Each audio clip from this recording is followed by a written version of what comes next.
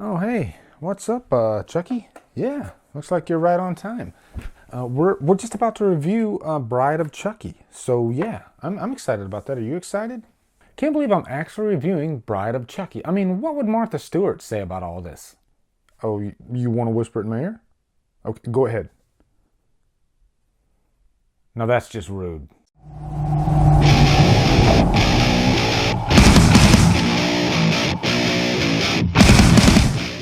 Bride of Chucky stars Brad Dourif, Jennifer Tilly, Katherine Heigl, and is directed by Ronnie Yu. So what's up, guys? We're on to Bride of Chucky. Before I get into this, if you want to check out my previous Child's Play reviews, then I'll post a card up here. So be sure to check those out. Child's Play 1, 2, and 3.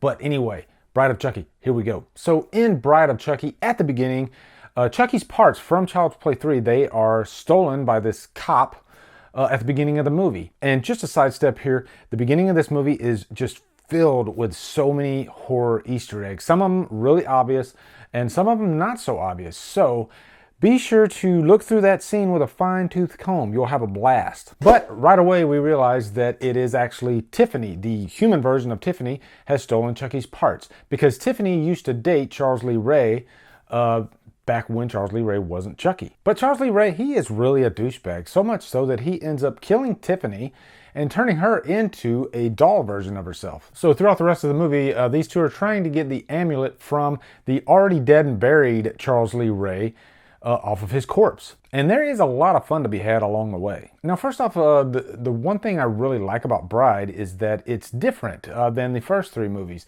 They tried to bring in some newer elements, namely the obvious one is Tiffany. And there is no better actress in my mind that could have played Tiffany than Jennifer Tilly. She really just owns this role. You can tell that she loves sinking her teeth into a role like this. You would even assume that she is a big horror fan. I don't know if she really is, but she gives it her all in this movie. And there's quite a few scenes where she steals the spotlight from Chucky. Also, a female doll killer, to me, can be more interesting than a male doll killer because even in doll form, she can use her sexuality. And she's a little bit more subtle with her approach than Chucky really is. And she has a couple of really cool kill scenes. One of them I call the John Ritter pinhead scene, where she kills John Ritter with a bunch of nails. And then Chucky says, "That looks really familiar." And if you really pay attention to it, he looks like Pinhead, kind of. And then the other kill, which is probably my favorite kill of the movie, is when she kills the couple at Niagara Falls with the glass. That's just a visually striking kill scene. Now, the way that Chucky and Tiffany get to the corpse of Charles Lee Ray is through Jade and Jesse, played by Katherine Heigl and Nick Stable.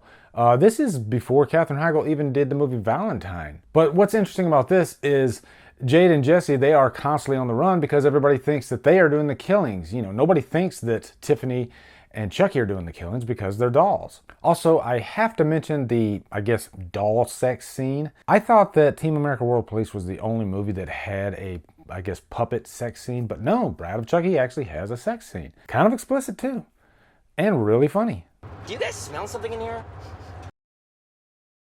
But I'm not going to go into too much detail on that. I'll just let you guys enjoy it for yourself. Also, I love that this one has a lot of great metal music in it. There's actually 2 Rob Zombie songs in this, and Living Dead Girl is the perfect song to use for a movie like this. But after watching this, it made me curious to go out and check out the soundtrack. And many of you might know that Ronnie Yu directed Freddy vs. Jason a couple years after he did this one.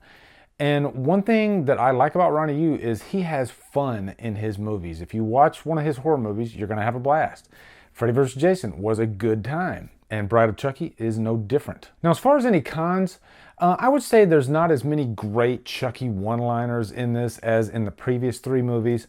I think Tiffany does steal the show for quite a few of the scenes, but there is still some fun to be had with Chucky.